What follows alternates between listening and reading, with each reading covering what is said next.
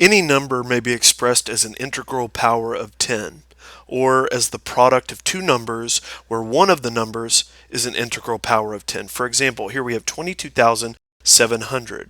So you see this in scientific notation where you have the coefficient, which is predominantly going to be your non-zero digits. So here we have 227 or 22,700. The question you have to ask yourself is, okay, how can I get rid of the zeros if the decimal is here? So count the places that the decimal moves.